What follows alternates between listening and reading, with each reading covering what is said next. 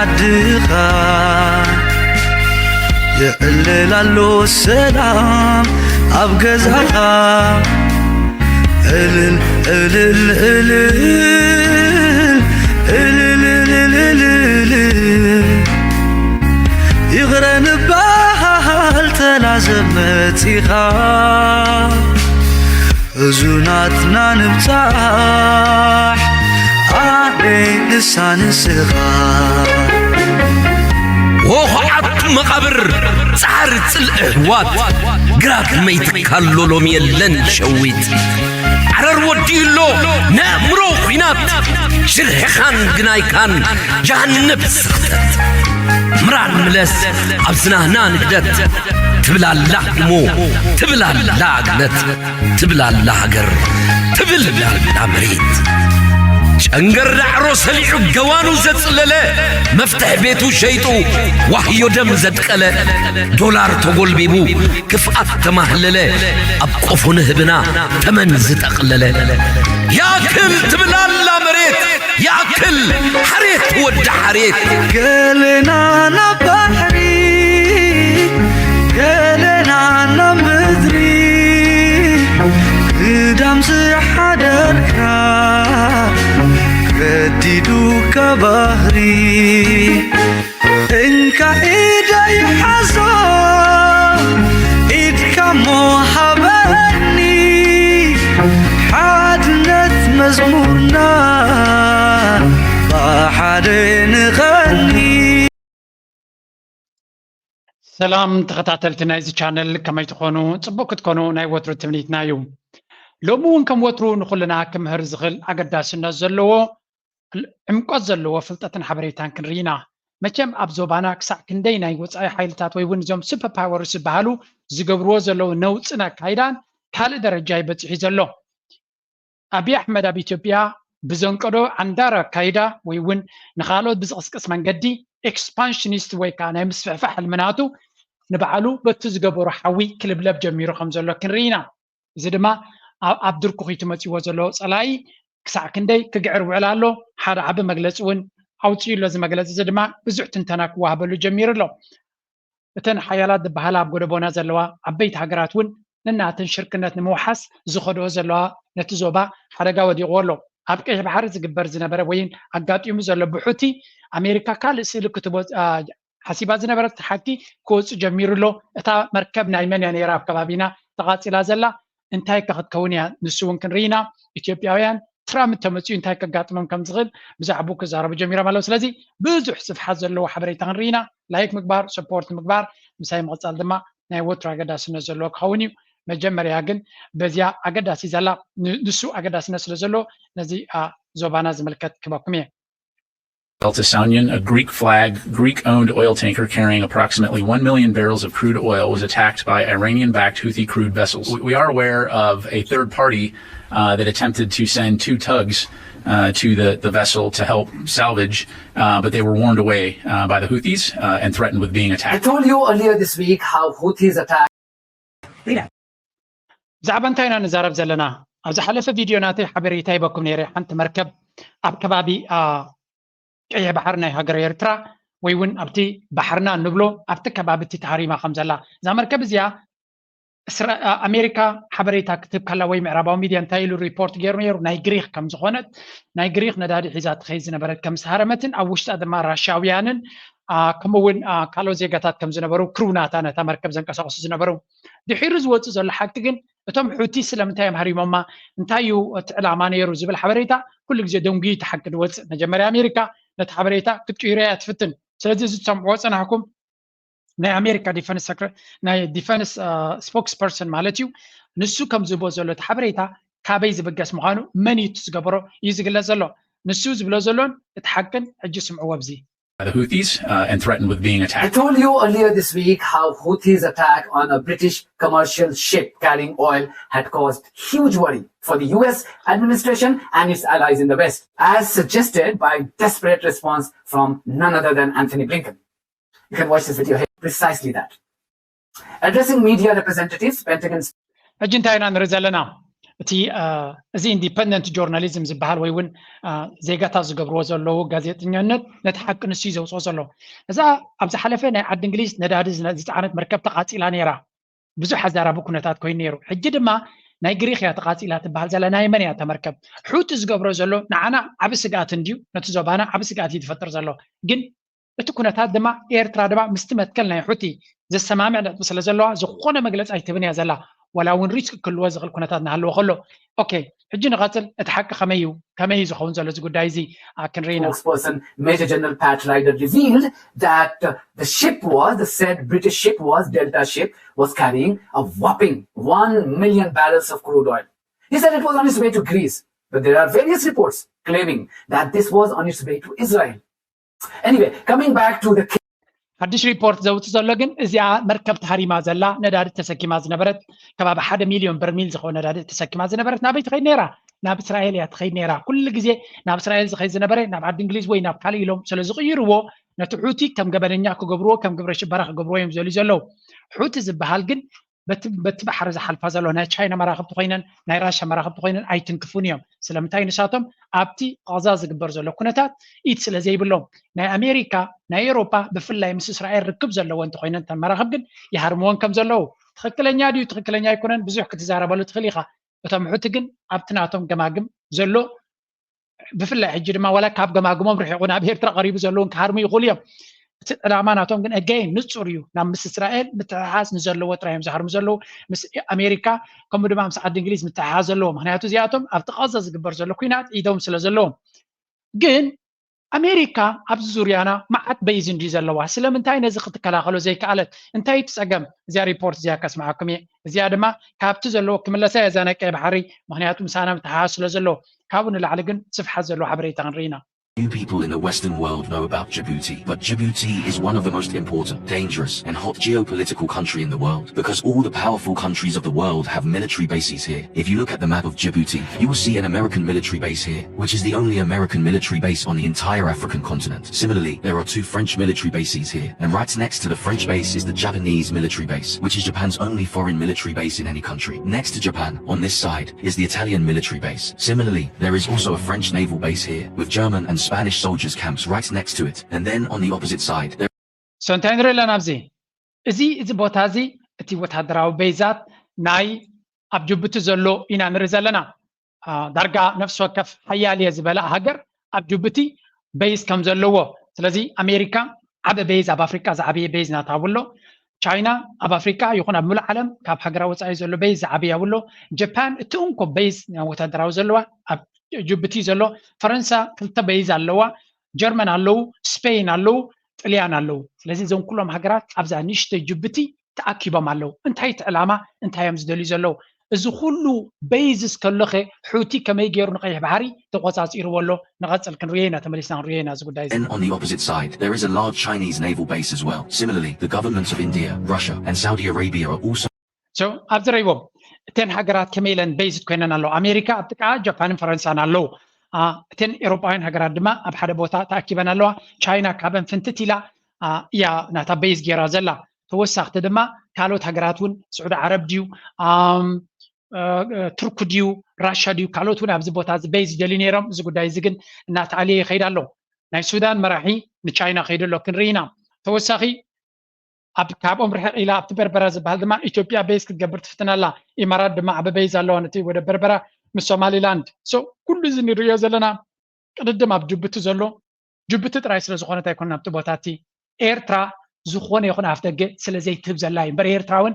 ልክዕ ከም ናቶም ዝኾነ ስትራቴጂካዊ ቦታ ኣለዋ ወደብ ዓሰብ ማለት እዩ በታ ዓሰብ ጌርካ ራሱ ድሜራ ዘሎ ኣገዳስነት ዘለዎ ቦታ ኣለዋ ኤርትራ ግን ንማንም ክትብ ፈቃደኛ ስለ ዘይኮነት ከምዚ ናይ ጅቡቲ እምበር እቲ ቦታ እቲ ኣብ ጅቡቲ ብዙሕ ገንዘብ ዝኸፍሉ ዘሎ ካብኡ ጉድል ዝበለ ኣብ ኤርትራ ካኣትዉ ይኽእሉ ካልኣይ ድማ እዚ ኩሉ ግዜ ከነስዕለሉ ዘለና ኣብ ኤርትራ ንኸይኣትዉ ኣሜሪካ ኩሉ ግዜ ሓፁር ዝገበረት እያ ስለምንታይ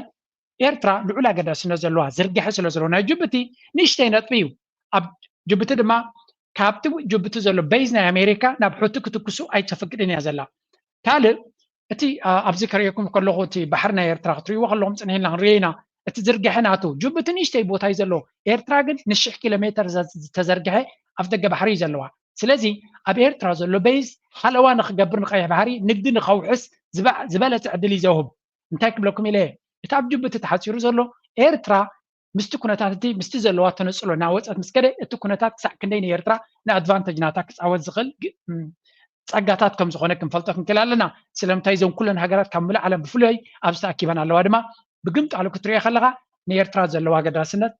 ቡይኻ ትርድኦ negotiating with the Djibouti government to set up military bases over there. So, in a nutshell, Djibouti might be the only country in the world with so many military bases, and this raises the question that what is so special about Djibouti that all the major superpowers have set up their military bases here? Let's find out the answer to this question in today's video.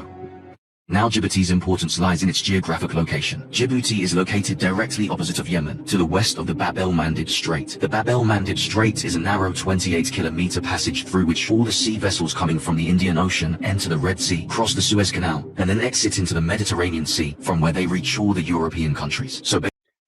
ኣብዚ ሕጂ ክርድኦ ዘለና እንታይ እዩ ጅቡቲ ክሳዕ ክንዚ ኣገዳስነት ዘለዎ ወይ እውን ደቡባዊ ክፋል ናይ ኤርትራ እንታይ እዩ ኣገዳስነቱ ክኸውን ዝኽእል ንዝብል እተን ሃገራት ኣይኮነን ኣገዳስነት ዘለወን ኣብዚ እሳተን ነብሰን ዝኸኣለ ኣገዳስነት ኣለወን እቲ ዘለዎኦ ቦታ ዳትስ ዋይ ቀርኒ ኣፍሪቃ ሰላም ዘይብሉ ክፋል ናይ ኣፍሪቃ ዝኾነ ቀርኒ ኣፍሪቃ ሰላም ዝበሃል ዘይስተማቐር ቦታ ናይ ሙሉእ ኣፍሪቃ ናይ ሙሉእ ዓለምና እዩ ምክንያቱ ኣገዳስነት ናቱ ኣዝዩ ዕዙዝ ስለ ዝኾነ እዩ ነዚ ኣገዳስነት እዚ ከተውሕሰቱ ኮንካ ሓያል ወታደራዊ ዓቕሚ ክህልወካ ኣሎ ከምኡ ድማ ሓያል ቁጠባ ክህልወካ ኣሎ ነዚ ንኸይገብራ ነተን ሃገራት ድማ ኩሉ ግዜ ኣብ ሓሸውየ ዘንብርዎን ዘለዉ ንቐፅል እቲ ቀንዲ ኣገዳስነት መስመር ብኡ ዝሓልፍ እንታይ ይኸብኡ ዝሓልፍ basically, this is the shortest route connecting Asia and the Middle East to Europe, and this makes it extremely geopolitically important, especially when we talk about oil and gas supply. 10% of the world's oil and 6% of natural gas supply pass through. Exactly. ሓደ ንዓለምና ንነፍሲ ወከፍ ሃገር ዘድሊ ነገር እንታይ እዩ ነዳድን ጋዝን እዚኣቶም ንነፍሲ ወከፍ ሃገር ብዘይ ገድስ ኣበይ ኩርናዕ ናይ ዓለም ኣላ የድልዮም እዞም ጋዝን ነዳድን ከብብዝሕ ኣበይ ይርከቡ ሓደ ርብዕናቶም ኣብዘን ሃገራት ዓረብ ዝርከብ በቲ ግምጣል ናይ ፐርሽያን ጋልፍ ወይ ከዓ በቲ ቀጠር ስዑድያ ገለ ዘሎ በቲ ኔዋይ ብወገን ኢራን ዘሎ ብወገን እዩ ዘሎ እቲ ነዳዲ ስለዚ ብሙሉ ብቀይሕ ባሕሪ ገይሩ 10% ናይ ነዳዲ ናይ ዓለምና ተን ታንከራት ብቀይሕ ባሕሪ ገይረን ሓሊፈን ንኤውሮጳ ወይ እውን ንኣሜሪካ ይኸዳ ነይረን ማለት እዩ ከምኡ ድማ ጋዝ በቲ ቦታ ይሓልፍ ስለዚ እዚኣቶም ድማ ብዙሕ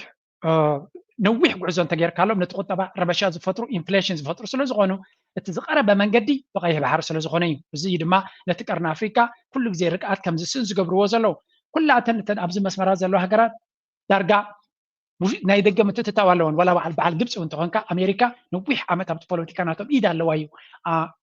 ዳርጋ ኤርትራ ጥራያ ሙሉእ ብክልተ እግራ ረጊፃ ዘላ እምበር መብዛሕትአን እተን ሃገራት ኣሜሪካ እትዝውረን ሃገራት እየን ነይረን ሕጂ ግን እቲ ኩነታት ክቅየር ይፍትን ኣሎ በዚ መቃል This 28 kilometers choke point, and all this gas and oil come from the Persian Gulf. The Persian Gulf is the body of water surrounded by Iran, Iraq, Kuwait, Bahrain, Qatar, Saudi Arabia, United Arab Emirates. So እቲ ነዳዲ ናይ ዓለምና እቲ ጋዝ ናይ ዓለምና ዝበዝሒ ኣበይ ዝርከብ ተይልና ድማ ኢራቅ ረይዎ ኢራን ረይዎ ዩኤኢ ረይዎ ቀጠር ዝበሃል ንሽተይ ኣሎ ባሕሬን ዝበሃል ኣሎ ኩዌት ዝበሃል ኣሎ ስዑድ ዓረብ ዝበሃል ኣሎ ዑማን ኩላቶም እዚኣቶም እቲ ምንጭ ናይ ነዳዲ እዮም ንሳቶም ድማ በቲ ፐርሽያን ጋልፍ ዝበሃል ዘሎ ብኡይ ዘሎ እቲ ነዳዲ ወላ ናይ ስዑድያ እውን እንተኾነ በቲ ፐርሽያን ጋልፍ ገይሩ ወፂኡ ድማ ናብ ኤውሮጳ ዝኸይድ ነይሩ ሕጂ ግን ንሱ እውን ናብ ቻይና ገፁ ምኽያድ ጀሚሩ ስለ ዘሎ እቲ ኩነታት ይቀያየር ኣሎ እዩ And Oman. This Persian Gulf region produces nearly 1/3 of the world's oil and holds over half of the world's crude oil reserves, as well as around 40% of the world's natural gas reserves. All these countries possess 50% of the world's oil and 40%. ሰማይኩም ዶ እዘን ሃገራት እዚኣተን ከዓ ስለምንታይ እዩ እዚ ኩሉ ምትእትታውን ኣብ ማእከላይ ምብራቕ ዘሎ እንድሕር ኢልና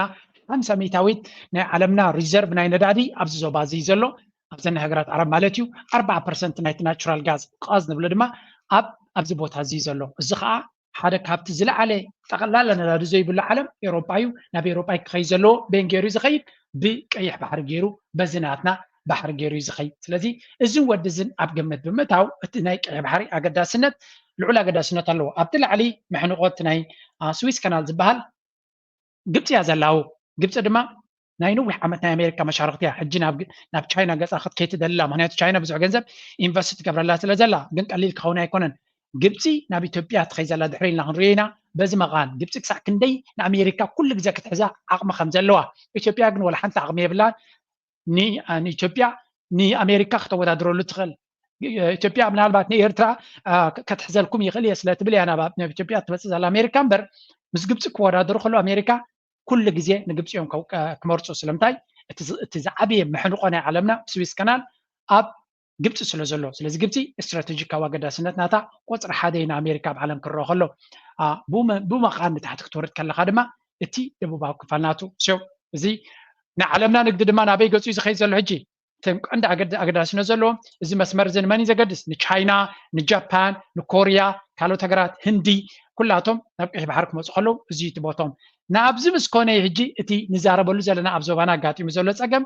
نتي زوباتي أجد سنتو ممليسو كم زعيل زقبر زلو الزو خلوتك أي بحر أجد سنة نيروه تقدم سلام كله حجيجن حوتي نزو بازي ربي شوالو أمريكا دما مفتوحك تروح بلو أي كالتن نزو كله يمتي لنا خنريكم فتنينا أبزرو يهجي US camp, Pentagon said that the oil was still leaking and America and its so-called powerful allies, so-called powerhouse in global maritime, were finding it increasingly difficult and helpless. He makes 2 points. First, he calls it a terrorist act. Of course, what more can you expect from the Americans? Were attacking ships at West Bank. Of course, he would do propaganda. Greek flag, Greek-owned oil tanker carrying approximately 1 million barrels of crude oil was attacked by Iranian-backed Houthi crude vessels. As reported by the Greek shipping ministry, the MV Delta Sounion was sailing from Iraq to Greece with a crew of 2 Russian and 23 Philippine. So America نتبوتاتي كتقواصرون كتوحسونا كالة تنزلا سلزي انتاي تمرجع مرجع كبير يكون مخنياتو حدا أبتبوتاتي زلونا حيلي وددر كبير يخوين زلو حوتي نعوك بقربة زحجزو زلماني إيراني زبال إيران زبال حيل دما أمريكا كتحرمت دل زلا بمنقد إسرائيل جرا كتحرمت دل زلا سلزي إيران كمان يوم دقفتنا تعبزوانزي راشيا زبال هجر بزلا على إيران زدقف زلوي مخنياتو إيران بعلا من راشيا بزحت حجزا سلزلا بتوكيناتنا يوكرين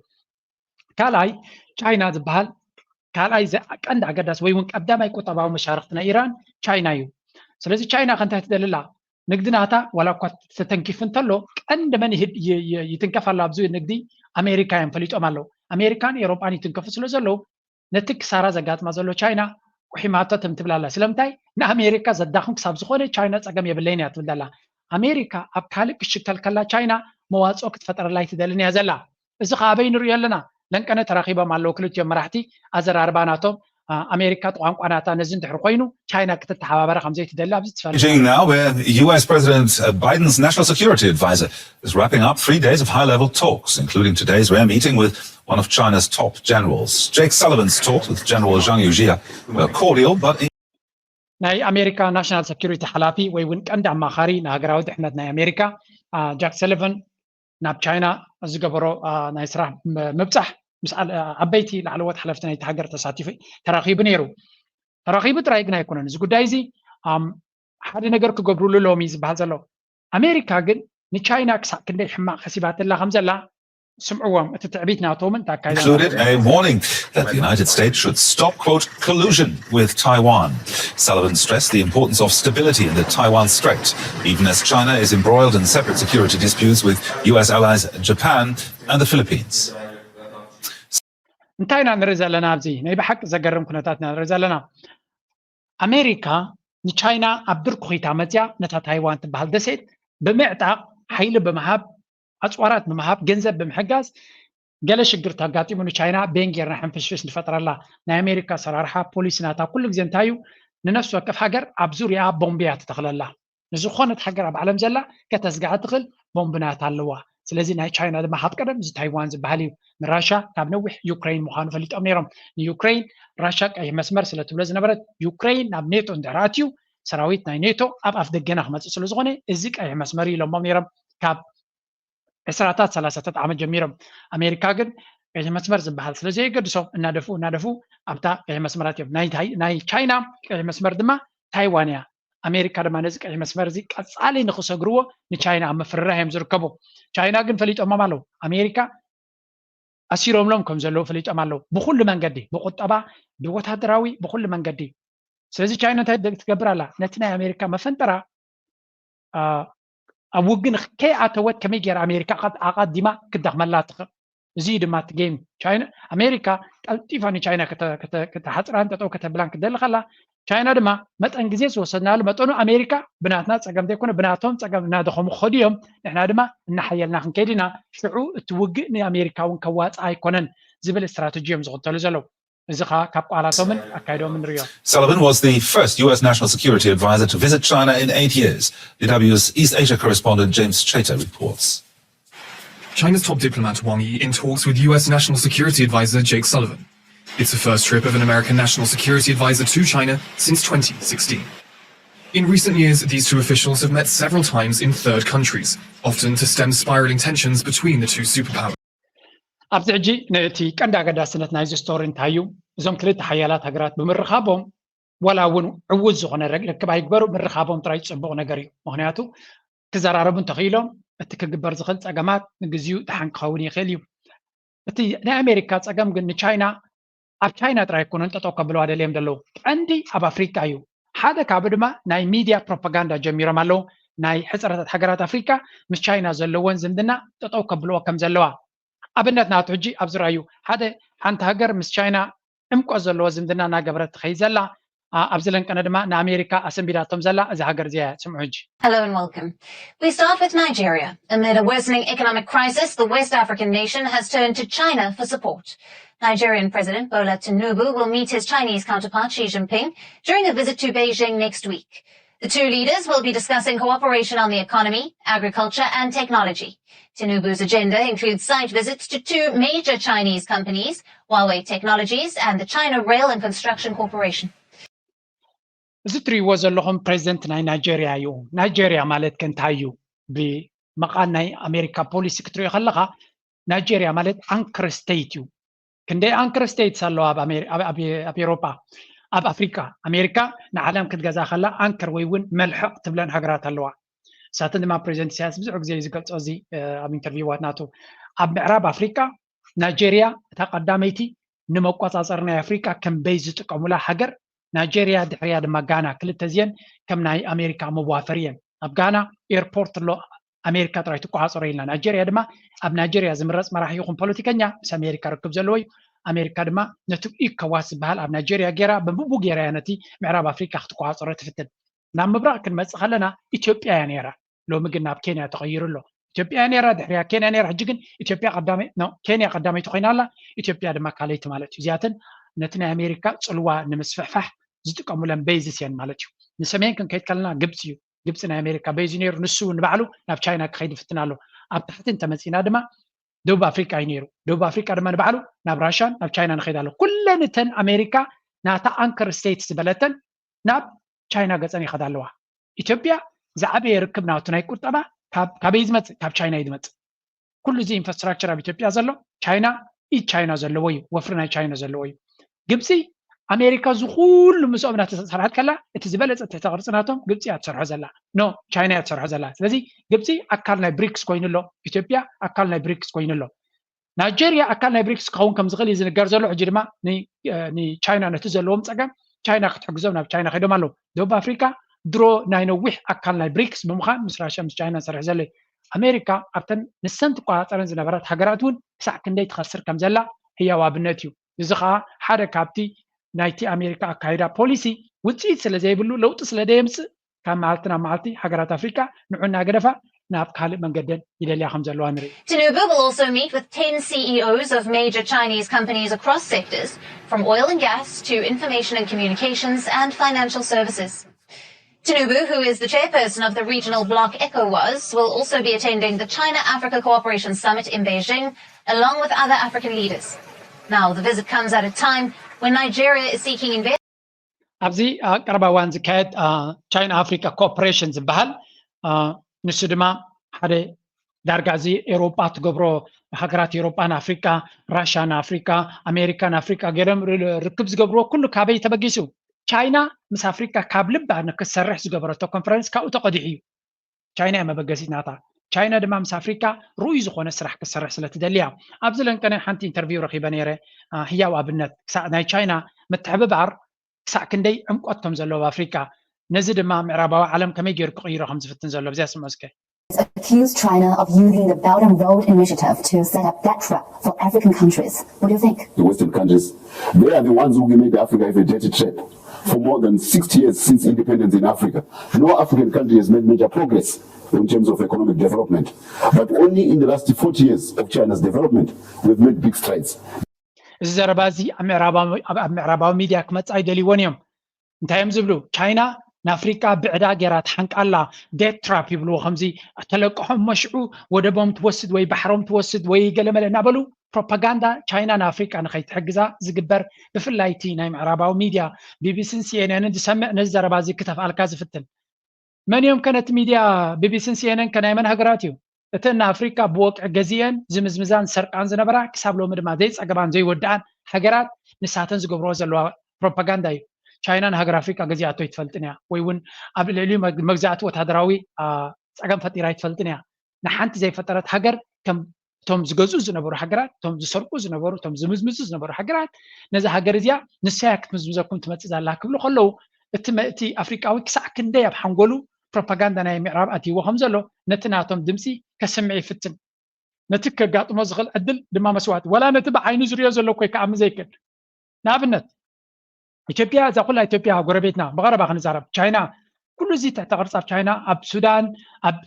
ሱዳን ዝነበረ ኣብ ኢትዮጵያ ዝነበረ ኣብ ሶማልያ ዝነበረ ዘሎ ማለት እዩ ኣብ ኬንያ ዘሎ ኩሉ እዚ ትሕተ ቅርፂ መን ይሰርሕዎ ቻይና እያ ሰሪሓቶ ኣሜሪካ ግን ኣብዚ ሃገራት እዚ ንዓመታት እያ ነይራ እንታይ ሰሪሓትሎም ኣብ ኢትዮጵያ እስኪ እንታይ ኣሎ ኣሜሪካ ዝሰርሐቶ ፕሮጀክት ኢልኩም ሕተቱ ናቲንግ ኣሜሪካ ኣፅዋርያ ትበካ ንውግእ ክትዳለያ ትገብረካ ዳትሲት ምናልባት ተጠሚዩ ህዝብካ ድማ እቲ ስርናይ ናቶም ነቲ ህዝቢ ኩሉ ግዜ ርሙስ ንክኸውን ዝገብሮ ዘይበቁል እንትርፊ ክጥቀመሉ ዘይበቁል ስርናይ ናይ ኣሜሪካ እኮ እቲ እኽሊ ኣብ ኤርትራ ዝመፅእ እኮ ክበቁል ኣይክእልን ምናልባት ሰሚዕኩም ኣለኹም እቲ ረድኤት ኮይኑ ናብ ኢትዮጵያ ናብ ትግራይን ናብ ገለን ዝኸይድ ኣብ ኤርትራ ድማ ቀደም ዝመፅእ ዝነበረ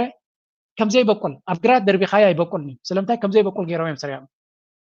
ክሳዕ ክንዲዚኦም እቲ ነቲ ኣፍሪካ ከልምስዎ ዝፍትኑ ቢልዮንስ ንሕግዝ ኣለና ሚልዮንስ ንሕግዝ ኣለና ክብሉ ከለዉ ወይ እውን ዝሓለፈ 50 ዓመት ንኣፍሪካ ብዙሕ ንሓጊዝና ክብሉ ከለዉ ኣብ የለቱ ዝሓገዝኩም እንተኢልካዮም ግን ዝረአ ነገር የለን ምናልባት ውግእ ጀሚርካ ነቲ ውግእ ንኸትዕወት ኣፅዋር ሂብናካ ይብሉ ንክልትዩ ወገን ሂቦም ድማ ነቲ ሃገር ኣብ ምዕናውዮም ዘበርክቱ ዲጋ ይሰርሑ ሆስፒታል ኣይሰርሑ ዩኒቨርሲቲ ኣይሰርሑ ቤት ትምህርቲ ኣይሰርሑ ፅርግያ ኣይሰርሑ እዚ ወላ ሓንቲ ዝገብርዎ የብሎምን ኣፍሪካውያን ድማ ነቲ ዝርእይዎ ቻይና ምስ መፀት ኣብ ዝሓለፈ 40 ዓመት እዩ ዝኩሉ ንሪኦ ዘለና ለውጢ ክመፅእ ክኢሉ ኣሜሪካ ንዓመታት ኣብ ናትና ቦታ ኮይና ከላ ዝገበረቶ የብላ እናበለ እዚ ናይ ዚምባብዌ ሓላፊ እዩ ዝዛረብ ዘሎ እዚ ከዓ ፕሬዚደንት ኤርትራ ብዙሕ ግዜ እውን ተዛሪብዎ እዩ ንኣብነት ኣብዚ ንስማዕ the endowment the natural resources Africa is supposed to own no less than 60% of global endowment but still Africa is marginalized Africa is backward Africa is a subsistence economy continent. How can Africa extricate itself from this situation? Develop to a level where partnership will be balanced and future generations will enjoy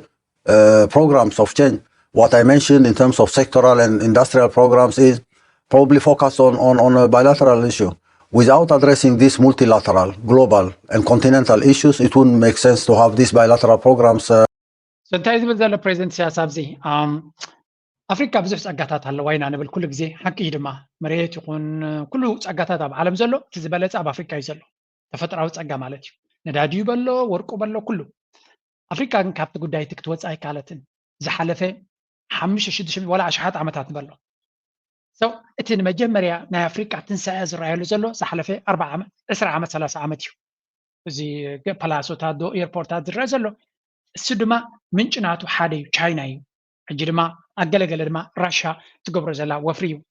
እቲ ካልእ ግን እቲ ዝሓለፈ ዓመታት ኩሉ ናይ ኣፍሪካ ረብሓ ይነበረን መን እዩ ዝህብ ትመሉ ነይሩ ኣብዘን ዝሓለፈ 30 ዓመት መን ናሃብተመ ኸይዱ መን ከናደኸየ ኤሮጳ እናደኸየ ኸይዱ ኣፍሪካ ድማ ብከፊሉ ደሓን ዝኾነ ህይወት ኤስያ ድማ ናብ ዝበለፀ ክመፅእ ጀሚሩ ስለምንታይ እንድሕር ኢልና እቶም ዝምዝምዙ ዝነበሩ እቲ ምዝመዛ እናጎደለ ስለ ዝኸደ እናደኸዩ ይኸዱ ኣለዉ ዩኬ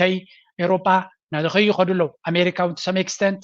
እቶም ብፃዕሮም ዝምዕብሉ ዘለዎ ድማ ኣፍሪካ ፀጋታታ ከፊላዊ ክትጥቀም ስለ ዝጀመረት ክትንስእ ጀሚራ ኣላ ንኣብነት ኣብዚያ ቪድዮ ዘርእየኩም ፀናሕኩ ሓንቲ ንእሽተይ ከርእየኩም እየ ምስኡ እውን is wider. The participation of the African countries on the global stage is bigger. The footprint of Africa in the global stage is getting much more acceptable to the economic development in the world. So China has given us opportunities. It creates a very big volume of market for us to interact so that we can So إذا أنتيا مزيا تهايزك نقرأكم boost its economy, which is battling double-digit inflation, foreign currency shortages, and issues such as crude oil theft. In recent years, China has become a key source of infrastructure investment in Nigeria, with a series of projects undertaken by Chinese firms as part of the Belt and Road Scheme. In the year 2023, China was Nigeria's biggest trading partner, but China is also Nigeria's biggest bilateral lender. So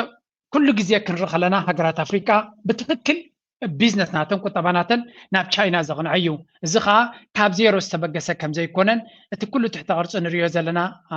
أب أفريقيا كابي يمتيون دحرينا كاب تشاينا يمتيو بزي كالعالم تي وزي تاوسرح نهجرات أفريقيا دما زواتن مس تشاينا يو تي أبزي كريت أنا ولا تقعزنا ينقدن تريناون كاب حجنا دحر نداديو ديو سقاطاتو ديو كالنا جرات بمولهم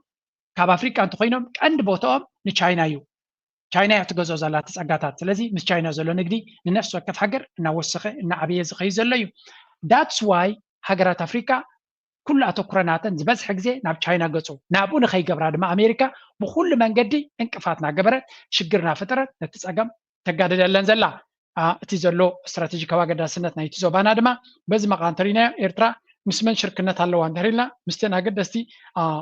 العلا قد سنزلوا بزبوتازي يا شركنا تجبر زلا حنت بزيا أقداسي حبريتا كمكمية مزلن كأنا زلوا جيوبوليتيكا أبقمت متاون سدما أمونغو جبسن إثيوبيان زجبر زلوا كايدا بزي بوليتيكا زيان رايو نابنت أبزوانزي بزو زربان دي زلوا حدا كابو إثيوبياويان شير زجبروا زلوا ميدياناتهم مغنياتو أبزن زحلفات أمنيات انتهى قاتيهم زينور يزلنا أقدم أبيلو زنبري إثيوبيا جن ناتي أبدأ بحري أبزبوتازي جدا كجبر علني زي الحساب سلزي جمرت أب الصومالي لاند ركب جيرا أفدق بحري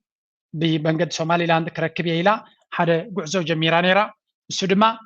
بزحات هجرات علم جيجات قبل لغز زوات أيقونن تتنقو صومالي هذا مالو لونتنا يجهزالو بخمسة خن كسلين خلينا بمبال ما تنقع تهيبات تانيرا من تخونه إثيوبيا سرعتنا يبي سلزقت على التكونات كاب معلتي نخفة جبت قدما فيتنا أمريكا إثيوبيا كتواجو مثل زي تغل انتاجرا باركم تقبروا تخينكم نحنا أبزوا نزي نعهم كوادر زغل وتهدروا عقمية بلنا انتاجنا لنا استراتيجيكاوي أقدر سبايت مريس لزلنا نتمريتنا حيالات زرايات كنا مسألوا نخلينا نتي لولاو نتنا معك عبدما كحجزونا ميلا مجمريا مستركو ديل جيرا دقي ما دما مزجبس جيرا نيجبس ناي تركن أبت زوباتي أتيوم الله إزي كنتات كابز في السب جبت خا كابنو وحوان إثيوبيا بخمي كم زت متوا أبزل لكم مجلس سلية كونن إزي أقدر سكنتاتيو نسمعيو 35% من سكان أثيوبيا ضغط مثل في هناك شعب الأورمو 35% من سكان أثيوبيا ولديهم جبهة تحرير اسمها جبهة تحرير أورمو من الجبهة الداخلية لأثيوبيا في منتهى الضعف جبهة هشة. بعض الزملاء في متناقضات كثيرة في قوى سياسية كثيرة في تغيرات متوقعة يمكن انتهينا نرجع لنا بوليتيكنياتنا يجبسي كابنوح نتقداينا إثيوبيا بقربها كم زكاتاتلون نتي نا إثيوبيا تسقم دما كقاددون كخفوون كم زدليو كل جزء حلمناتهم كم خمس خانة إز فيديو زريكم زلوا إثيوبيا شير زقبروا زلويو كابي يمتي أمه أبغى بوليتيكنا يجبسي زقبر زنا برس لو زخان حدش لو زي كون زقمناتهم now the biggest problem نا إثيوبيا خوين زلوا حج زلوا كنتات راي كونن لأن أنا قاعد يمزلوا كنتات راي كونن بحج خقات مزخليو يحرك لي التورحي أب أمريكا مريج أخبريو إذا مريج عزي دونالد ترامب متكمس كمال هاريسيز ورادر زلوا نا أمريكا إن إثيوبيا ينقل كل جيناتك أصلي تكليوا مالهم جبسنا في صوماليا متوات رايدي كونه نزاري فورس زي سمعوا بخلوتي من قد زانا جبس ماليسا كريكم يبزي من قد كن سمع خلنا. Prove on the opening lines of this. I'm just going to give it to you verbatim. Ready? Quote. 5 days before Donald Trump became president in January 2017, a manager at a bank branch in Cairo, Egypt, received an unusual letter from an organization linked to the Egyptian intelligence service. Cairo, كأتلانتيك مارو. زي حبريتا زي بسي ام بي سي وتي زنبري قدايو تشبيان شيرز قبرو زلويو اب تشن 10 شوعتن دونالد ترامب اب تشن 10 شدشن مجمريا تمريسون هيلاري كلينتون سيريلنا سلطان قد محازو أقدم أبيلاب زنبرة معلتات زي زربازي كسيو كساب جي بروفيت زخانة يكونن جن تايم زبل زلو ግብፂ ንዶናልድ ትራምፕ ግቦ ክትፈቲና ከም ዝነበረት ስለምንታይ ዶናልድ ትራምፕ ኣብ ጎኒ ግብፂ ንክኸውን ነቲ ዘሎ ጂኦፖለቲካዊ ረብሓ ናይ ግብፂ ድማ ንምውሓስ ግቦ የድልዮም እዩ ኣሜሪካ ፖለቲካ ናይ ኣሜሪካ ኣብ ጎኒ ግብፂ ንምዃን ግቦ የድልዮም እዩ ስለምንታይ ግብፂ እንታይ ኢለኩም ዘኒሀ ልዑል ስትራቴጂካዊ ኣገዳስነት ዘለዎ እዩ ማለት እዚ ኢትዮጵያውያን ስለዘይፈልጥዎ ኣይኮኑን ገሊኦም ኣይፈልጥዎን እዮም ብርግፅ ግብፂ ዝበሃል ረይዎ እቲ ላዕለዋይ ዓንኬል እዩ ስለዚ ነዚ ቦታ እዚ ኣሜሪካ ዝኾነ ይኹን ዋጋ ክትከፍለሉ ትኽእል ዝኾነ ይኹን ዋጋ ስለትኸፍለሉ ናዚ ንሪኦ ዘለና ለይትን መዓልትን ግብፃውያን መጃሃሪ ዝኩሉ ወታደራዊ ዓቕሚ ካበይ ኣምፅኦም እንድሕር ኢልካ ግብፂ ኣሜሪካ ስለትቦም እዩ ካልእ ነገር ስለ ዘለዎም ኣይኮኑ እዚ ትማላ ርኢኩም ነይረ እዚ ነገራት እዚ ግብፂ እንታይ ስለ ዝኾነት ያ ክንዲ ወታደራዊ ዓቕሚ ከተጥርኽ ኢላ ባዕላ ስለ ዝሰርሐቶ ኣይኮነን ኖ ኣሜሪካ ዝሃበታ ንገሊኡ ብሓገዝ ገሊኡ ድማ ኣሜሪካ ስለትሸጠላ እዩ ኣብ ኣፍሪካ ዝሓየለ ወላ እውን ኣብ ሃገራት ዓረብ እውን ገለ ካብቲ ዝሓየለ ወታደራዊ ዓቕሚ ናይ ግብፂ ካብ ዜሮ ዝመፀ ኣይኮነን ኣሜሪካ ልዑል ኣገዳስነት ስለ ዘለዋ ግብፂ ኣብ ግብፂ ማለት እዩ ዘድልያ ኩሉ ነገር እያ ተመላላ ነቲ መንግስቲ ናይ ግብፂ ድማ ዲክታተር ይኹን ኣይኹን ኩሉ ግዜ ንረብሓ ኣሜሪካ ክሳብ ዝሰርሐ ፀገም የብሉን ወላ 50 ዓመት ኣብ ስልጣን ኮፍ በል ሽግር የብሎምን ስለምንታይ ብግብፂ ክጣልዑ ይክእሉን እዮም ኣሜሪካ እዚ ከምዚ ኮይኑ ዘሎ እዚ ሓይሊ እዚ ናበይ መፅኡ ኣሎ ናብ ሶማልያውያን ንኢትዮጵያውያን ንመጀመርያ ብሕም ከምዘይብሉ ገይሮሞም ኣብታ ታብኔል ናተይ እንታይ ሪኢኹም ኣለኹም ኤርትራ ኣብዚ ዋን እዚ ብየማናን ፀጋማን ሓውሎ ናይ ሑቲ ከሪአኩም ፀኒሐ ኣብ ቀይ ባሕሪ ዝኸውን ዘሎ ግብፂ ድማ ሕጂ ንኢትዮጵያ ሙሉእ ብሙሉእ ኢትዮጵያ ሓንጎሎም ናብ ግብፂ ከም ዘተኩር ገይሮሞም ኣለዉ ሙሉእ ብሙሉእ ናብ ሶማልያን ወታደራዊ ዓቕምናቶም ድማ ናብ ክልል ሶማል ገፂ ይኸይድ ኣለዉ እዚ ጥራይ ግን ኣይኮነን ካብኡ እቲ ንፁር ከም ዝኾነካ ዝግበር ኣብዪ ኣሕመድ ሓደ ዓብዪ መግለፂ ውፅኡ ኣሎ እዚ መግለፂ እዚ ዳርጋ ናይ ኣውያት ድምፂ ኢና ክንብሎ ንኽእል ምናልባት ኣብ ቀረባ ሰዓታት ኣብ ቀረባ መዓልታት ዝወፀ እዚ ርኢኹሞ ክትኮን ትኽእሉ ኢኹም እዚ መግለፂ ናቱ ብሩይ እዩ ዝዛረብ ዘሎ ንሕና ኣብ ሽግር ወዲቕና ኣለና ነዚ ጉዳይ እዚ ድማ ስቕ ኢልና ክንሪኦ ኣይንኽእልን እዩ ዝብል ዘሎ ኣብ ሶማልያ ካብ 2006 ፕራይም ሚኒስተር መለስ ንፀጥታ ሶማልያ ንምውሓስ ሻዕብያ ሰራዊት ናቱ ኣብ ሶማልያ እቲ ይዘርግ ስለ ዘሎ ኣብ ውሽጢ ሰሙን 2 ሰሙን ተደንጎያ ብውሽጢ ወርሒ ኩሉ ወዳዲና ክምለስ ኢና ኢሉ ኣትዩ ሙሉእ ሰራዊቱ ሃንዲዱ ኸይዱ ሻዕብያ ኣይነበረን ኣብኡ ደገፋ ኣይገበረን ኣብቲ ሶማልያ ምሳተወ እቲ ናይ ሶማልያ ሓይሊ ክትወሮ ትኽእል ኢኻ ኣብኡ ኮፍ ኢልካ ብሰላም ክትነብር ግን ኣይትኽእልን ኢኻ ክሳብ ዝፅለሉ ምስ ሃረምዎም ሰራዊቱ ስሒቡ ወፅዩ ንሻዕብያ ግን ድሕሪ ብዝመፀ እገዳታት ገለ ገይሩ ንኤርትራ ንነዊሕ ዓመታት ኣብ ዕፅዋን ክባን ከም ትነብር ገይርዋ ፋይን እዚ ታሪክ እዩ ኢትዮጵያ ግን ሽዑ ብኸምኡ ምክንያት ምሳተወት ክሳብ ሕጂ ሓንሳብ ብዓቃብ ሰላም ሓንሳብ ብገለ እናበለት ኣብ ሶማልያ ዓብ ተራ ክፃወት ፀኒሓን ኣላ ሶማልያውያን ግን ኣብ 2024 ክሳብ መወዳእታ ማለት እዩ ክሳብ ወርሒ 12 እቲ ዓቃብ ሰላም ኮይኑ ኣትዩ ዘሎ ሰራዊት ናይ ኢትዮጵያ ጠርኒፉ ክወፅእ ከም ዘለዎ ቅድሚ እዚ ኩነታት ምግጣሚ እዮም ኢሎም ነይሮም ግን ቀንዲ ኣብዛ ዓመት እዚኣ 2024 ወርሒ 1 ኣብ ዕለት 1 ወርሒ 1 ኣብዪ ኣሕመድ እቲ ናይ ምስ ሶማሌላንድ ዲል ካብ ዝገብር ጀሚሩ ሰራዊት ናይ ኢትዮጵያ ካብ ሃገርና ክወፅእ ኣለዎ ኢሎም ይደፍእሉ ኣለዉ ካልኦት ሃገራት ግን እንታይ ኢሎሞ እሞ ከመይ ጌርኩም ዓቃብ ሰላም ዘይብሉ ኣልሸባብ ክሕይለሉ ኣብ ዝኽእል እንታይ ክገብሩ ይኽእሎም ዓቃብ ሰላም ካልኦት ከነምፅእ ንኽእል ኢና ካልኦት ሃገራት ኣፍሪካ መፂኦም ክሕግዙና ክእሉ እዮም ኢትዮጵያ ሰራዊቱ ግን ክወፅእ ኣለዎ ኢሎም ነዚ እናበሉ ከለዉ ግብፂ ኣነ 5,000 ሰራዊት ዓቃብ ሰላም ክሰድድ ክእል እየ ኣባል ናይ ሕብረት ኣፍሪካ እየ ከምኡ ድማ ምስ ሶማልያ ድማ ክልቴና ኣካል ናይቲ ኢስላማዊ ግንባር ወይ ከዓ ሃገራት ዓረብ ዝበሃላ ውድብ ሃገራት ዓረብ ሶማልያ ኣካል ስለ ዝኾነት ብክልቲኡ መንገዲ ሶማልያ ካብ ኢትዮጵያ ንዓና ተቐርበና ግብፂ ብምባል ናይ ግብፂ ሰራዊት ድሕሪ ናይ ቱርኪ ኣብ መቃድሾ ኣብ ሶማልያ ኣትዩ ኣሎ ኢትዮጵያውያን ክፅለሉ እዮም ደልዮም ዘለዉ ንዓና ንኤርትራውያን እንታይ ግድሰና እንተኢልኩም እቲ ዝበለፀ ኩነታት የጋጢም ዘሎ ስለምንታይ ኢትዮጵያ ሰላም ሓውሲ ርግኣት ክረኽቡ ከለዉ እንታይ እዮም ዝገብሩ ኩሉ ግዜ ብዋጋ ኤርትራ እዮም ርግኣት ክደልዩ ሰላም ክረኽቡ ወይ እውን ሓድነት ናይቲ ሃገር ብዋጋ ኤርትራ እዮም ከውሕስዎ ዝደልዩ ኣብ ደገ ባሕሪ ናይ ኤርትራ ክምንጥል ኢና ክብልዎም ከለዉ ኣብ ሓንጎሎም ስለ ዘለዎም ተጋርኦም ይኹን ኣምሓርኦም ወላ ኦሮሞኦም ብሓደ ክዝምሩ እዮም ዝጅምሩ ሕጂ ግን ናይ ብሓቂ ሲሪየስ ፕሮብለም ረኺቦም ኣለዉ ክልተ መዓልቲ ሓንሳብ ወታደራዊ ዓቕሞም ከርእዩ ሓንሳብ ታንክታቶም ከርእዩ ንኤርትራ ተረሲዓ ኣላ ብኡ ጌራ እውን ክትርስዕ እያ ምክንያቱ ሰራዊት ናይ ግብፂ ኣብ ሶማልያ እቲ ስለ ዘሎ ፀገም ናቶም ጉዳይ ናቶም ናብ ሶማልያ ነቲ ዘለዎም ንእሽተይ ዓቕሚ ናብ ሶማልያ ገፆም እዮም ኣቕኒዖሞ ዘለዉ ነዚ ድማ ኢና እዚ ኣቢ ባዕሉ ዝፈጠሮ ሓዊ ክልብልቦ ጀሚሩ እናተባሃሉ እናበሉ ናይ ጂኦፖለቲካ ኪላታት ዝዛረቡ ዘለዉ ኦኬ እዚ ዳ እሞ ማእስ ሓድሽ ኮይኑ ንመለስ ዶናልድ ትራምፕ ተመፂኡስ እንታይ እዩ ፀገም ክፈጥረሎም ንዝብል ኣርእስቲ ኣብዚያ ንስማዓዮ ባዕሎም ኢትዮጵያውያን ዝገብርዎ ዘለዎ እዚ ካይሮ ከአትላንቲክ ማዶ ተሻግራ ከዋይት ሃውስ የዘለቀችበት ሚስጥር አንድና አንድ ነው። ታላቁ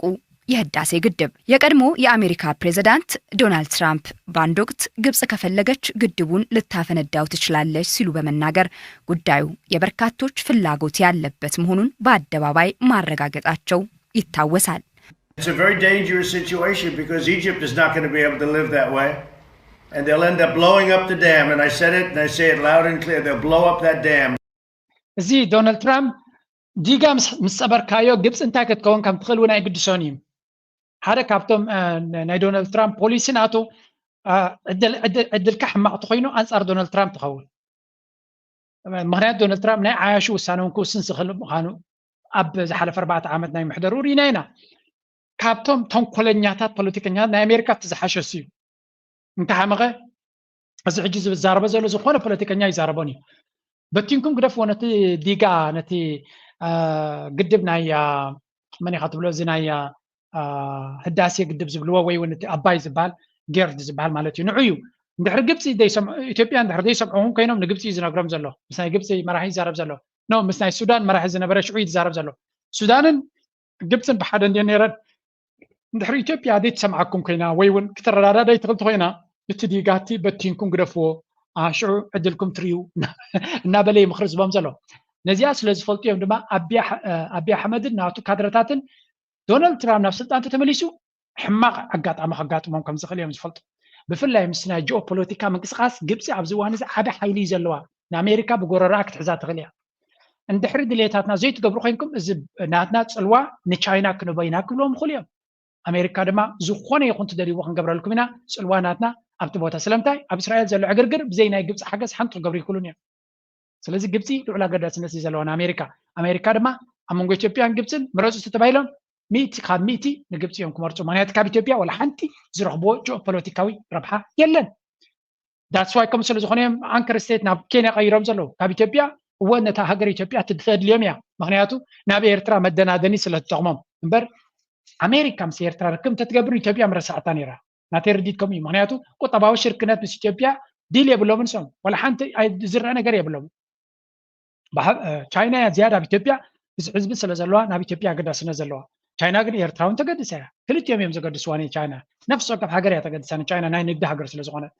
አሜሪካ ግን ስትራቴጂካዊ ቦታ ይዘገድሳ ቀዳማይ ስትራቴጂካዊ ቦታ ድማ ኤርትራ ኣሎ ስለዚህ ምስ ኤርትራ ፀገም ስለዘለዎም ኢትዮጵያ ኩሉ ግዜ መሳርሒ እዮም ክጥቀሙላ እምበር ነቲ ዞባ ዝኣክል አንከር ንኬንያ የመሪፆም ዘለው ሕጂ በዚ መቃንተሪ ካዮ ኢትዮጵያውያን ዝኸድዎ ዘለው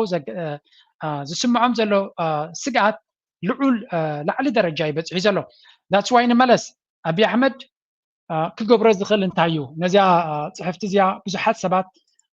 ሼር ክገብርዋ ርኢና ኣለና ኢትዮጵያውያን ሓውሲ ብኽያት እንዲመፂዎም ዘሎ ደንግፁልና ስቑኢልና ክንርኢ ንኽእል ኢና ከምዚ ክኸውን ከሎ ወላ ሓንቲ ከይገበርና ክንከይድ ኣይንኽእል ኢና ዝብል ዘሎ አቢ አሕመድ እንታይ ካ ክትገብር በዓልካ ዝፈጠርካዮ ኣብ ኤርትራ ካልእ ሓይሊ ክመፅእ ይኽእል ንኣብነት ሱዳን ንኣብነት ራሻ ከምፅእ ይፍትን ኣሎ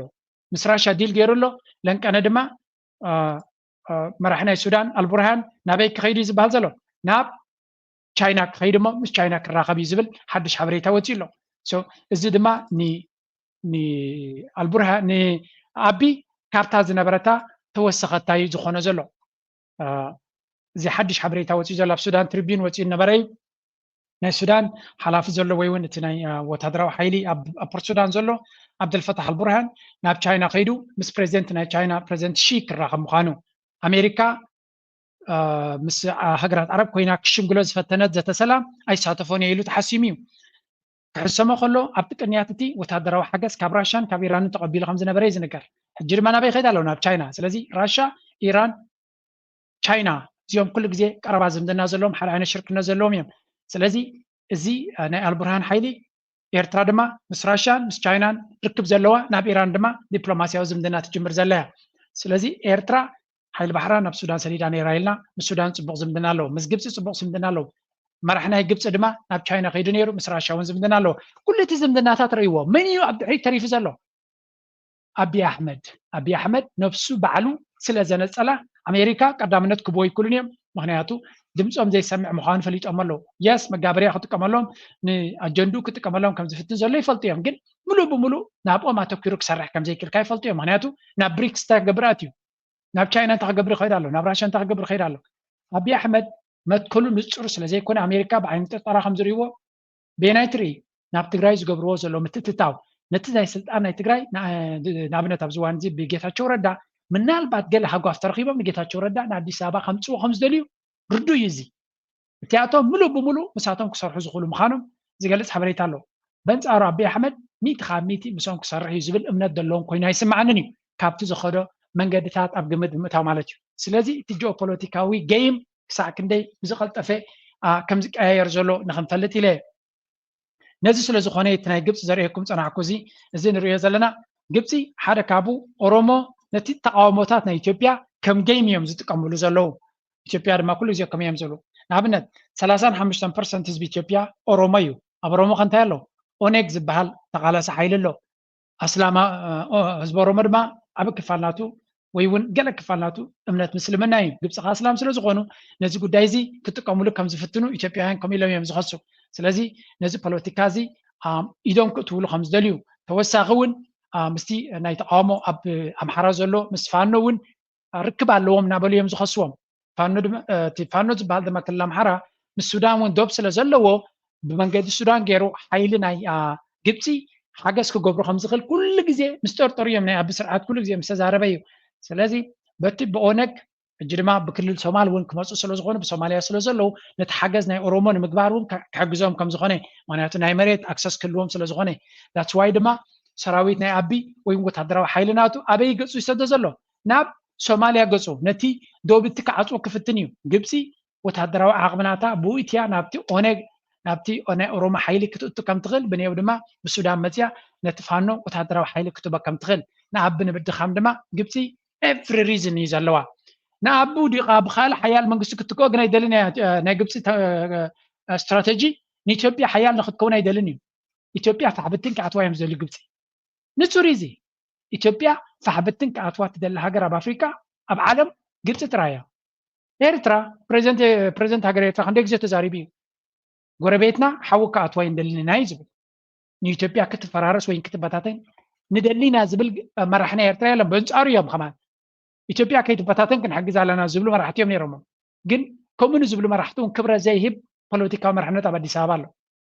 ነዚ ናይ ኤርትራ ሓይሊ ከጓኒ ዝመረፀ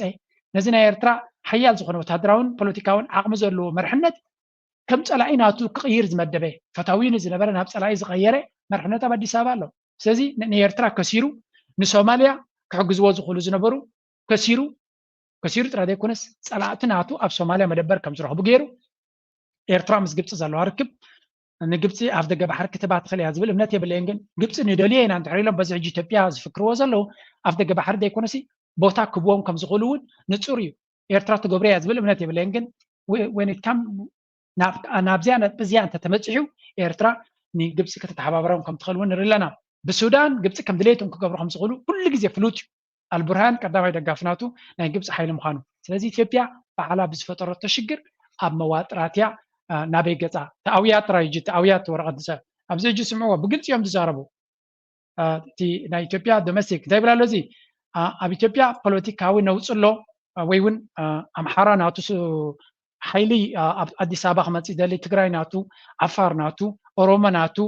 ናይ ደቡብ ናቶም ቤንሻንጉል ዝበሃል ናቱ ሶማል ናቱ ስለዚ ነዚ ክንጥቀመሉ ኣለና እዮም ዝብሉ ዘሎ ነዚ ተጠቂምና ነቲ ሃገር ኣብ ናሓትሕዳ ከም ትባላዕ ክንገብራ ኣለና ዳትስ ዋይ ሓያል ሃገር ክሳብ ዘይ ኣለዋ ኣብ ኢትዮጵያ ድማ ንሕና ረብሓና ነታ ናይ ኒል ረብሓና ከነውሕሶ ንኽእል ዝብል ፕላን ኣለዎም እዚ ከዓ ብተደጋጋሚ ዝዛረብሉ ነጥቢ እዩ እዚ ነገር እዚ ድማ ኢትዮጵያውያን ከእውዩ ጥራዮም ዝኽእሉ እምበር ክገብርዎ ዝኽእሉ ብዙሕ ነገር ብዙሕ ምርጫ ባላቸው የውጭ ኃይሎች በአይነ ቁራኛ ስትጠበቅ ኖራለች። አካባቢው የውሃ ፖለቲካን ጨምሮ በሌሎችም ጉዳዮች ከአፍሪካ እስከ አውሮፓ ከመካከለኛው ምስራቅ እስከ ህንድ ውቅያኖስ ሜዲትራኒያን ባህረ ሰላጤና ቀይ ባህር ድረስ ባሉ ተያያዥ በሆኑ ጂኦፖለቲካዊ አጀንዳዎች የተጠመደ ነው። በዚህ ስፍራ ጥቅማቸውን ለማስጠበቅ ሌት ተቀን የሚቆፍሩ ኃይሎች በቀጠናው ሰላምና መረጋጋት እንዳይመጣና ሀገራቱ በጥርጣሬ እንዲተያዩ ቢሰሩም ሀገራችን ኢትዮጵያ በቀጠናው ሰላም እንዲመጣ ለአንዳንዶች ደግሞ እንደ ሀገር እንዲቆሙ አበርክቷ የሚዘነጋ አይደለም። በሶማሊያ በሰላም ማስከበር ተልዕኮ እንዲሁም ሱዳንና ከምዚ ንሪኦ ዘለና ኢትዮጵያውያን ርዑር ራዕዲ ኣጋጢሞዎም ከም ዘሎን ብፍላይ ካብ ግብፂ ዝመፅእ ስግኣት ናቶም ጥርዚ ደይቡ ብዙሕ ክትንትን ይውዕሉ ኣለዉ እንተወሓደ ኤርትራ ካብ ኣፎም ወፂኣ ኣላ ግን ንኤርትራ ድማ ብካልእ መንገዲ ከረኻኽቡላ ዝገብርዎ ዘሎ እዩ ሓደ ናይ ኣሜሪካ ስትራተጂ ኣብ መቐለ ብተደጋጋሚ ንሪኦ ከም ዘለና እቲ ኣምባሳደር ናይ ኣሜሪካ ኣብ መቐለ ምስ ዝተፈላለዩ ፖለቲካውያን ውድባት ወይ ሓልታት ብፍላይ ምስ ጌታቸው ረዳን ምስ ጻድቃንን ዝረአ ዘሎ ኣብዚ እዋን እዚ ንሓትሕትካ ተደቋቒስካ ትግራይ ምናልባት ኮንዶኾን ኣብ ኣዲስ ኣበባ ዝኾነ ነገር ተጋጢሙ ንምድልዳል እዩ ንካልኦት ተንተንቲ ፖለቲካ ክንገድፎ ኢና እዚ ጉዳይ እዚ ግን ከምዚ ኢሉ ኣሎ ኣብ ናትና ጉዳይ ግን እቲ ተንኮልን ሽርሕን ግን ኣይተረፈን ንኣብነት ኣብዚ ሕጂ ካርየኩም እየ እዚኣ ስምዕዋ ድማ ናይ ኡጋንዳ 100 ሽሊን ትኾን 50 ሽሊን ዝተኣከበ ንኣባላት በርጌና ሓሙድ ኣፍሪቃ ዘለው ካምፓላ ዘለው ኣታው ንገብሮ ማለት እዩ ዝተዋሃብና ናይ ልም ዞን ኣሸንዳ ሕጂ ሲ ኣብዚ ኣታው ክኾን ዝበሃል ቅርሺ ኣብ ምንታይ ይኽውዕል ብምንታይ ምክንያት ላም ትፈልጡ ኢኹም ኣብቲ ውሽጢ ገዛውቲ ንዛረበሉ ኢና ካልኣይ መልእኽቲ ከዓኒ ኣሕዋት ኩለንቲአን ናይ ህግደፍ ቤተክርስትያን ፀሓፍዎን ነናትኩም ዓዲ እቲ ናይ ህግደፍ ቤተክርስትያን ፀሓፍዎን መኒቲ ቀሺ ፀሓፍዎ መኒቲ ዲያኮን ኩሉ ፀብፃበ ውሰሉ ፅሒኩም ቀርብዎ ማለት እዩ እቲ ግዜ ክመፅእ ከሎ ኣብኹን ዝሰርሕ ከለና ኣበይ ኣሎ ኣብዚ ኣሎ ገለመለ ክንንብል already ክህልወና ማለት እዩ so by English all the ስንታይ ዝብል ዘሎ እዚ ነተን ቤተክርስትያናት ናይ ህግደፍ ናይ ኤርትራውያን ማለት እዩ ንዕማቕ ንምግባር ኦልሬዲ ኩላቶም እዮም ከምኡ ዝብሉ ነይሮም ዘረባ እዚ ንዶኩመንት ክኸውን እየ ዘቐምጦ ዘለኹ at some point ዩቱብ ክሳብ ዘሎ ዶኩመንትድ ኮይኑ ክፀንሕ እዩ ኣብ ቤተክርስትያናት ዘጋጥም ዘሎ ኩነታት ኣብ እስራኤል ዘጋጠመ ናብኡ ንስማ ንስከረጅ The churches now, as you saw this weekend, have weapons in the church. No, that's not true. The church, the police searched the church, which is thought to be a supporter church. They found no weapons in the church. That's not true. تحنتو زي تعيت السبيا كمان كاب إسرائيليا تايم زبلو زلو بزعق زي بسيل من قد خامان كان كوت وين أرينا أب إسرائيل بيت خرسيان تفتش فيديو متياني رابزي أبوسي ما عادش قطن كاراتاتن قال ملن حدا جنيا نجر أقابيت أمكم زنبري لهم propaganda قبرني رام سيلي إديت جرو مالتيو زي حسب زيادة ما بوليس نا إسرائيل أبت بوتاتيو زخونة يكون تتوقاسي زخونة يكون حماء كم زي رغبة verify جرات لهم لا كسا كندي كفا أنا إيرتراويان كحلمون كسرحون زنبرو حزب مخانم دما معلتاوي ناتهم سيلي ناتهم دليت انتاي مخانو ينصرنا له إذا خا documented كوينو كنبريو نزيد ما حزب إيرترا. Yeah, but I know even here I know the church are supporters of the government. I know here in Houston. Yeah, I hear, and that specific church in Tel Aviv, we all think it's a church that supports the government. I agree with you. But let's give you, for an example, yesterday, okay? My understanding is, okay, but this I'm hearing from all kinds of sides. My understanding is that this specific church called the police and said to them, we are having an event, I don't know, how do you call it, a baptism. زبيرترا بيت غرسيان نخي كيد بيت أملاخ نخي وكل بيت أملاخ زدفر حيلة كل جزء ودك فلوتيو نعم بيت أملاخ دفرز اللي وسب كل جزء موداقي ترفنيو ስለዚህ እዚ ንሪኦ ዘለና ካይዳ ድማ ንኩሉ ኤርትራዊ ኣብ ዝኾነ ይኹን ቦታ ስግኣት ንምፍጣር ዝግበር ዘሎ እዩ እቲ መዓልታትን ሰዓታቱን ግን ካብ መዓልቲ ናብ መዓልቲ እናተወደየ ይኸይድ ኣሎ ብዛዕባ እዚ ተገርም ቪድዮ ርየ ነይረ እዚኣ እስከ ስምዕዋ ቃልሲ ነበረን ሓሶት ቃልሲ 91 እንተወዲ እዩ ግን ንሕና ቃልሲ ካልእ መስለና ነይሩ ፍተው ጽልኡ ህዝባዊ ግንባር እዩ ንኤርትራ ዲሞክራሲ ዘምጽእ ፍትሕ ዘምጽእ ለውጥ ዘምጽእ ካሊእ የለን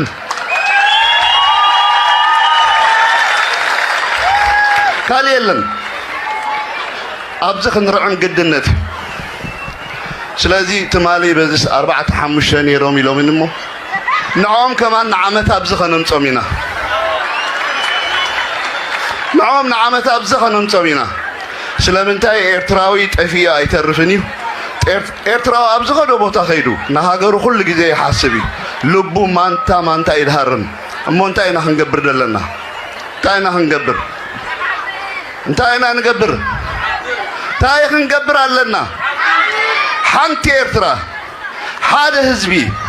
ሓደ መንግስቲ ሓደ ሰራዊት ኣብ ሓደ ዕላማ ተቃሊስና ሃገርና ንቅድሚት ክትምርሻ እዛ ኣይንጠራጠርን ኢና ምሳይ ሓንቲ ነገር በሉ በቃ ንሓሶት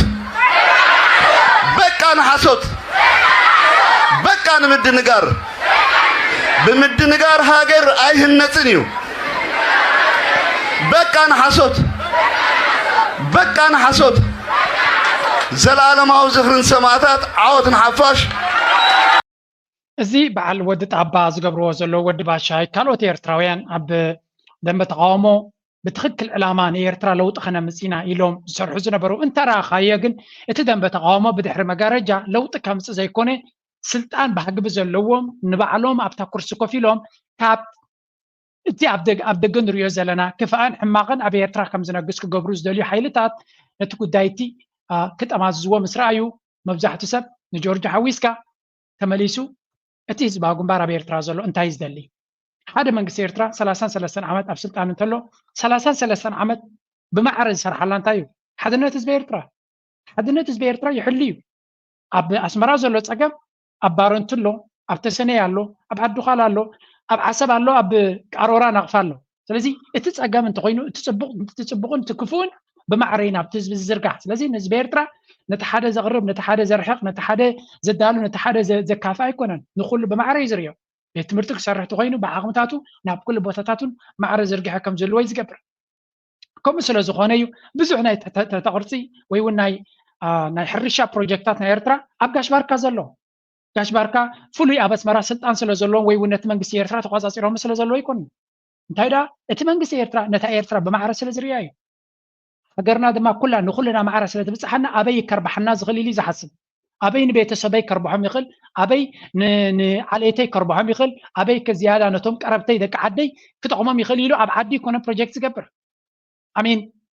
ኣብ ኢትዮጵያ እንደንወሰዶ ኣብ ከባቢ ዓድዋ ተገይሩ ዝነበረ ኣብ ኢትዮጵያ ገለ ካብቶም ዝዓበዩ ናይ ጨርቂ ናይ ገለ ፋብሪካ ነይሩ እዚ ፋብሪካ እዚ ኣብ ሙሉእ ኢትዮጵያ እቲ ዝበለፀ ቦታ ስለ ዝኾነ ድዮም ገይሮሞ ነው ኣብ ዓዶም ስለ ዝኾነ ርግም ሓደ ግዜ ኢትዮጵያ ክትፈርስ ስለ ትኽእል ኣብ ትግራይ ክፀንሕ ኣለዎ ተባሂሉ ተገይሩ እዚ ፍሉጥ ነገር እዩ ምክንያቱ ክንዱ ዓይነት ኢንዳስትሪያል ትጨርቂ ንደገ እዮም ሰድዎ ኣበይ ኢኻ ትገብሮ ኣብ ጥቃ ኤርፖርት ኢኻ ትገብሮ እዚ ኣብ ካልእ ካብ ከተማ ወፃኢ ፋብሪካ ክትገብር የብልካ ማለት ኣይኮነን ግን ሰንትራል ሮል እዩ ዝወስድ ፋብሪካ ክትገብር ከለኻ መብዛሕትኡ ግዜ ማእከላይ ቦታ ምስ ሎጂስቲክስካ ዘዋፅእ ቦታ ግን ናይ ትግራይ ስትራቴጂ ከመይ ጌርካ እቲ ቀንዲ ኣገዳሲ ተቕርፂ ናብ ዳትካ ምፂኻ ትረብሕ ንሱ ንግደፎ ኣብ ኤርትራ ዘሎ መንግስቲ ግን በተን ዘለዎ ፀበብቲ ፀጋታት ብዙሕ ፀጋታት የብሉን ብገዳን ብዕፅዋን ድከቱ ፀጊቡ ዘሎ መንግስቲ እዩ ነተን ዘለዎ ፀጋታት ግን ኩሉ እቲ ዝገብሮ ፕሮጀክት ነቲ ሃገር ከረብሕ ዝኽእል ኣብ ዝበለ እዩ ዝገብሮ ኣብ ባፅዕ ክገብር ተኮይኑ ኣብ ከባቢ ፎርቶ ሳዋ ክገብር ተኮይኑ ነቲ ሃገር ከረብሕ ስለ ዝኽእል እዩ ነቶም ደቂ ፎርቶ ሳዋ ከረብሕ ስለ ዝኽእል ኣይኮነን ንሓንቲ ፕሮጀክት ኣበይ ቦታ ዝያዳ ውፅኢት ትገብር እታ ዝዓበየት ዲጋ ናይ ኤርትራ ኣብ ዞባ ማእከል ከባቢ ኣስመራ ስለ ዝኾነት ኣይኮነን ክገብራ መሪፁ ኣብ ጋሽባርካ ኣብ ከባቢ ከርከበት ምክንያቱ እሱ እቲ ዝለምዐ ቦታ ክህልዎ ዝኽእል ነቲ ሃገር ንመፃኢ ክትጥምት ከለኻ ኣበይኻ ዝያዳ ውፅኢታዊ ስራሕ ክሰርሕ ትኽእል ድሓን ንመለስ ናብቲ ናይ ልምዓት ክምለስ እንደ ኣብዚያ በዚያ ንጀምር እስከ ምክንያቱ እቲ ናይ ልምዓት እውን ብፈጻሚ ጸሓፊ ቁጠባዊ ኮሚሽን ሕቡራት ሃገራት ንኣፍሪቃ ሚስተር ክሌቨር ጋተተ ዝተመርሐ ልኡኽ ሎሚ 28 ናሓሰ ኣብ ንኡስ ዞባ ድባርዋ ዝርከብ ልምዓታዊ ቦታታት ድሕሪ ምብጻሕ ምስ ሚኒስተር ንግድን ኢንዳስትሪን ኣቶ ነስረዲን መሓመድ ሳልሕ ሚኒስተር መሬት ማይና ከባብን ኣቶ ተስፋይ ገብረስላሴ ከምኡ እውን ዋና ዳይሬክተር ክፍሊ ማዕድን ኣቶ ኣለም ክብረኣብ ርክባት ኣካይዱ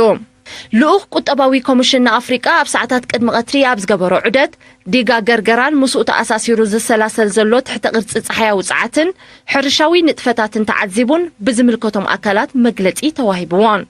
ሚኒስተር ንግድን ኢንዳስትሪን ኣቶ ነስረዲን መሓመድ ሳልሕ ምስቲ ልኡኽ ኣብ ዝገበሮ ርክብ ኤርትራ ብዙሕ ፀጋታት እኳ እንተለዋ ናይ ሰደድ ዕድላት ግና ዛጊት ብዝግባእ ከም ዘይተመዝመዘ ብምሕባር ዝተመስረሐ ውዱእ ፍርያት ንምቕራብ ኣብ ዝካየድ ፃዕሪ ደገፍ ናይቲ ኮሚሽን ከም ዘድሊ ኣረዲኡ ልኡኽ ቁጠባዊ ኮሚሽን ሕቡራት ሃገራት ንኣፍሪቃ ምስ ሚኒስተር መሬት ማይና ከባብና ኣብ ዝገበሩ ርክብ ከዓ ኣብዚ ሃገራት ብክሊማዊ ቅልውላው እምብዛ ተፀልየናሉ ዘለዋ እዋን ኤርትራ ኣብ ምህናጽ ስትራቴጂካውያን ድጋታት ብኣብነት ዝጥቀስ ስራሕ ከም ዘሰላሰለት እንትኾነ ኣብ ውሕሉል ምሕደራ ጎሓፍን ማይን ዘሎ ሕፅረታት ንምምላእ ኣብ ምምዕባል ዓቕምታት ምስቲ ኮሚሽን ንምስራሕ ዘሎ ድልውነት ገሊጹሉ ዋና ዳይሬክተር ክፍሊ ማዕድን ኣቶ ኣለም ክብረኣብ ድማ ኣብ ኣፍሪቃ ብሓፈሻ ኣብ ሃገራት ቀርኒ ኣፍሪቃ ድማ ብፍላይ ጌና ብድሆ ኮይኑ ዝቕጽል ዘሎ ቀረብ ጸዓት ኤሌክትሪሲቲ ከም ዝኾነ ብምሕባር ምስ ልምዓታዊ መደባት ተኣሳሲሩ ዝኸይድ ዘላቒ ፍታሕ ንምምጻእ ኣብ ኤርትራ ተተካኢ ጸዓትን ረስናዊ ጸዓትን ንምምዕባል ዝተበጋገሰ ውጥናት ከም ዘሎ ሓቢሩ ፈጻሚ ጸሓፊ ቁጠባዊ ኮሚሽን ሕቡራት ሃገራትና ኣፍሪቃ ሚስተር ክሌቨር ጋተተን ንኤሬና ብዝሃቦ ሓበሬታ ሃገራት ኣፍሪቃ ናይ ልምዓት መደባተን ካብ ዞባውን ኣህጉራውን ፋይናንሳውያን ትካላት ብዝረኽብኦ ልቓሕ ከሰላስልኦም ምፍታነን ናብ ዝኸፍአ ድኽነት ይሸመን ከም ዘሎ ብምግላጽ መንግስቲ ኤርትራ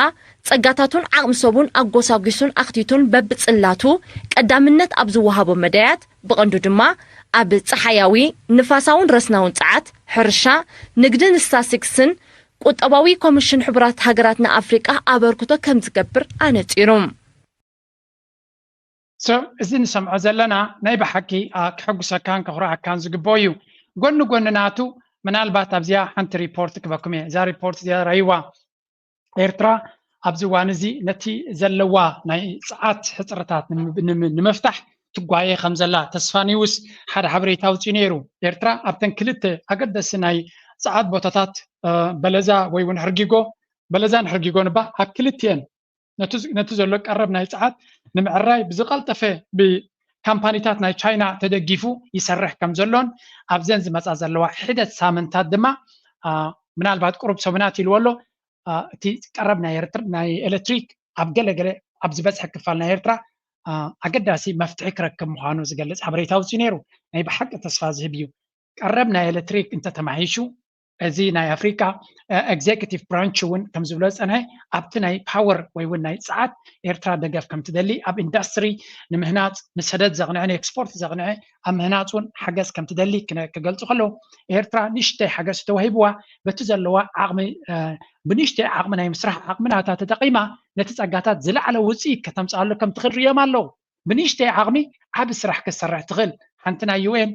ሰራሕተኛ ዝበለቶ እዩ ኣብ ካልኦት ሃገራት ገንዘብ ምስሓቡ ይስረቐላ ደኸውን ይህሉ ደኸውን እናበልና ንድቅስ ኣብ ኤርትራ እንተሂብና እቲ ገንዘብ ግን ንሓንቲ ፕሮጀክት ኢልካ ዝሃብካዮ 3 ፕሮጀክት እዮም ሰርሑሉ ኢላ ስለዚ ኤርትራ ንነፍሲ ወከፍ ገንዘብ ኣብቲ ዘድልዮ መዓላ ብዝለዓለ ጥንቃቐ ከተግብር ዝኽእል መንግስትን ህዝብን ከም ዘሎ እዮም ዝነግሩ ዘለዉ እዚ ድማ ነቲ ሃገር ናይ ግዜ ሕቶ ደኣሉ እምበር ናብ ዝበለፀ ኩነታት ንኽትወስዶ ዕድል ከም ዘለዋ ኢና ንርኢ ዘለና ናይ ጸዓት ፕሮጀክት ዝግበር ዘሎ ድማ